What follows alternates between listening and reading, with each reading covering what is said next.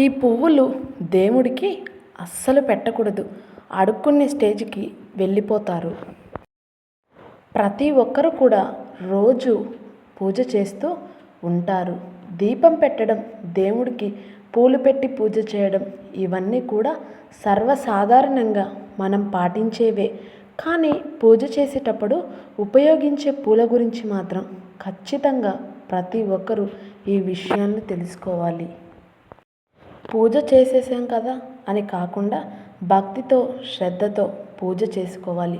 అలాగే ఏ పూలు పెట్టాము అనేది కూడా చాలా ముఖ్యమైన విషయం. హిందూ మతంలో పూలకు ఎంతో ప్రాముఖ్యత ఉంది. పువ్వులు లేకుండా ఏ ఒక్క పూజ పూర్తి కాదని అనడంలో ఎలాంటి సందేహం లేదు.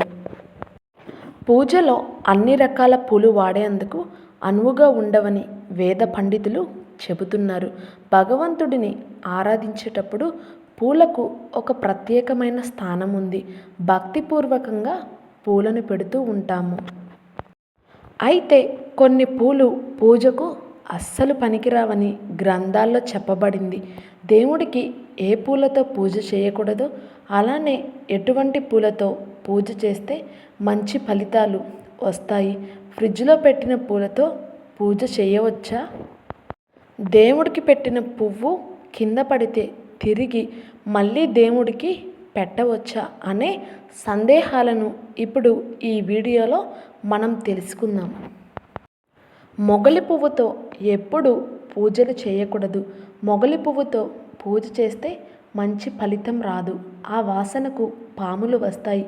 కాబట్టి మొగలి పువ్వులను ఎప్పుడు కూడా పూజలో వాడరాదు.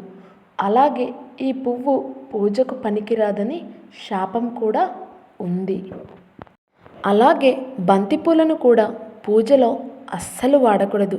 దీనికి కారణం ఏమిటంటే క్రిమి కీటకాలను ఈ పువ్వులు ఎక్కువగా ఆకర్షిస్తూ ఉంటాయి. అందుకే దేవుని దగ్గరకు పురుగులు వస్తాయి. ముళ్ళు కలిగిన పువ్వులు, రెక్కలు తెగిన పువ్వులను కూడా పూజకు అస్సలు వాడకూడదు. పారిజాత పూలు తప్ప ఇతర ఏ పువ్వులైనా నేల మీద పడినా అవి దేవుని పూజలో వాడకూడదు. పూజ సమయంలో దేవుడికి పూలు సమర్పించే ముందు వాటిపై నీళ్లు చల్లి కడుక్కోకూడదు. దేవతలకు మొగ్గలు సమర్పిస్తే చామంతి పువ్వులు, తామర పువ్వులు తప్ప మరి ఏ ఇతర పూల మొగ్గలు సమర్పించకూడదు. పూర్తిగా వికసించిన పువ్వులను మాత్రమే దేవుడికి సమర్పించాలి. ఐశ్వర్యానికి ఆదిదేవత అయిన లక్ష్మీదేవికి ఇష్టమైనవి కమలం పువ్వులు. లక్ష్మీదేవిని కమలాలతో పూజిస్తే మీకు అష్టైశ్వర్యాలు చేకూరుతాయి. శివ పూజలో శివునికి భక్తులు తెల్ల పువ్వులు, బిల్వపత్రము, శంఖపులతో పూజ చేస్తే మంచి ఫలితం ఉంటుంది. శివుడికి బిల్వ పత్రాన్ని సమర్పించాలనుకున్నప్పుడు మీ వద్ద బిల్వ ఆకులు లేకపోతే మీరు ఒకసారి ఉపయోగించిన బిల్వ ఆకులను మళ్ళీ ఉపయోగించుకోవచ్చు. కానీ ఈ ఆకులను 3 రోజులు మాత్రమే తిరిగి ఉపయోగించవచ్చు అని గుర్తుపెట్టుకోండి. 108 మందార పూలతో అమ్మవారిని పూజిస్తే ఎలాంటి కోరికైనా వెంటనే తీరుతుంది. ఎర్ర మందారం, తెల్ల జిల్లేడు, ఉమ్మెత్త, గన్నేరు పూలతో వినాయకుడిని పూజిస్తే మీ కోరికలు చాలా తొందరగా తీరుతాయి. ఈ పూలు విఘ్నేశ్వరుడికి చాలా ఇష్టం. ఈ పువ్వులు పాజిటివ్ని పెంచుతాయి. వినాయకుడికి ఈ పూలతో కనుక పూజ చేస్తే మీ కష్టాలు అతి త్వరగా తీరుతాయి. తులసి తప్ప మిగిలిన పూలన్నీ కూడా వినాయకుడికి సమర్పించవచ్చు. హనుమంతుడికి మల్లెపూలంటే చాలా ఇష్టం. కాబట్టి ఆంజనేయ స్వామి పూజ సమయంలో మల్లెపూలు, అలాగే మల్లెపూల నూనెను సమర్పిస్తారు. ప్రతి శనివారం హనుమంతునికి మల్లెపూలు సమర్పించి మీ కోరిక చెప్పుకుంటే ఖచ్చితంగా నెరవేరుతుంది. ఎర్ర మందారం పూలను ఇంటి ఆవరణలో ఉంచడం వల్ల వాస్తు దోషాలు ఏమైనా ఉంటే తొలగిపోతాయని వాస్తు పండితులు చెబుతున్నారు. నేలపై పడిన పువ్వులను పూజకు వాడరాదు. ఎడమ చేతి నుండి తీయబడిన పువ్వులను కూడా పూజకు వాడరాదు. ఏదైనా కోపానికి గురి చేసి తెచ్చిన పువ్వులు భగవంతుని పూజలో ఫలించవు. సువాసన లేని పువ్వులు, దుర్వాసన వెదజల్లుతున్న పువ్వులు, అపవిత్రమైన ప్రదేశంలో పెరిగిన పువ్వులను కూడా పూజకు వాడరాదు. దొంగతనంగా కోసి తెచ్చిన పూలతో పూజ చేసిన ఎలాంటి ఫలితం రాదు. ఇంట్లో పెంచిన మొక్కల నుండి పువ్వులు కోస్తున్నప్పుడు దానికి కృతజ్ఞతలు తప్పనిసరిగా చెప్పాలి. పువ్వులు ఎంచుకునేటప్పుడు మన పూజ కలవందకం కావాలని ప్రార్థించాలి. పూజ చేసే క్రమంలో చాలామందికి ఎన్నో రకాల సందేహాలు అనేవి వస్తూ ఉంటాయి. చాలామంది పూజ కోసం పువ్వులను తీసుకొని వచ్చి వాటిని ఫ్రిడ్జ్లో పెడుతూ ఉంటారు.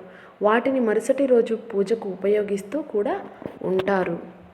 మరి దేవుడికి పూజ కోసం తెచ్చిన పువ్వులను ఫ్రిడ్జ్లో పెట్టవచ్చా, పెట్టకూడదా, పెడితే ఎటువంటి ఫలితాలు కలుగుతాయి అనే విషయాన్ని ఇప్పుడు మనం ఈ వీడియోలో తెలుసుకుందాం. వాటిని దేవుడి పూజకు ఉపయోగిస్తూ ఉన్నారు. సాధారణంగా మనం పూజ చేసేటప్పుడు దేవుణ్ణి పుష్పాలతో అలంకరించి పూజిస్తూ ఉంటాం. పలానా పువ్వులని లేకుండా మనకు అందుబాటులో ఉన్న పుష్పాలతో స్వామివారికి అలంకరించి పూజ చేయడం ఆనవాయితీగా వస్తుంది. అయితే పూజ చేసే సమయంలో పువ్వులను ఎందుకు అలంకరిస్తారో బహుశా చాలామందికి తెలియకపోవచ్చు. సాధారణంగా మనం పూజ చేసేటప్పుడు స్వచ్ఛమైన మనసుతో, భక్తి శ్రద్ధలతో స్వామివారిని తలుచుకొని ఎవరైతే పుష్పాలను స్వామివారికి సమర్పిస్తారో అందువల్ల మన పూజలో పుష్పాలను ఉపయోగిస్తాము. మన ఫ్రిడ్జ్లో అనేక రకాల వస్తువులు అనేవి పెడుతూ ఉంటాము.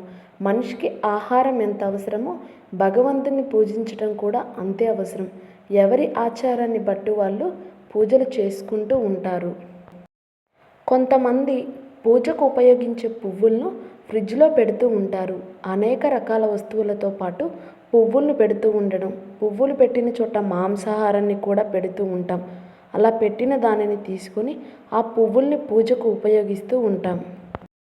కానీ దేవుడికి ఉపయోగించే పువ్వులు ఫ్రెష్గా ఉన్న వాటిని కోసి ఉపయోగించుకోవాలని శాస్త్రాలు చెబుతున్నాయి. కొంతమందికి ఫ్రెష్ పువ్వులు దొరకవు. అటువంటి వారు ముందు రోజే పువ్వులను కొని ఫ్రిడ్జ్లో పెట్టుకుంటూ ఉంటారు. ఇలా చేయడం తప్పు కాదని శాస్త్రాలు చెబుతున్నాయి. ఎందుకంటే ప్రకృతిలో ఉన్న ప్రతి వాటిని దేవుడు సృష్టించాడు. అటువంటి పువ్వులను ఫ్రిడ్జ్లో పెట్టుకోవచ్చు. కాకపోతే నాన్ వెజ్ పెట్టిన చోట పూజ కోసం తెచ్చిన పువ్వుల్ని పెట్టవచ్చా అనే అనుమానం మీకు కలుగుతుంది. ఇలా చేయడం వలన మీకు మంచి ఫలితాలు కలుగుతాయి. కాబట్టి పూజ కోసం తెచ్చిన పువ్వులను ఫ్రిడ్జ్లో పెట్టడం వలన మీకు ఎటువంటి ఇబ్బందులు అనేవి కలగవని పండితులు చెబుతున్నారు. పూజ చేసేటప్పుడు పువ్వులు కింద పడితే మళ్ళీ వాటిని దేవుడికి పెట్టవచ్చా, పెట్టకూడదా అనే సందేహం చాలామందికి ఉంటుంది.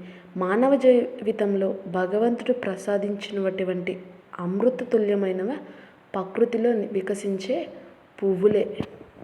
కింద పడినా పెట్టవచ్చు. ఈ వీడియో కనుక మీకు నచ్చినట్లయితే ప్లీజ్ లైక్ చేసి మీ ఫ్రెండ్స్కి షేర్ చేయండి. అలాగే మా కొత్త వీడియోస్ మీకు వెంటనే చేరాలంటే మా ఛానల్ని సబ్స్క్రైబ్ చేసుకొని పక్కనే ఉన్నటువంటి బెల్ ఐకాన్ని ప్రెస్ చేయండి. ధన్యవాదములు.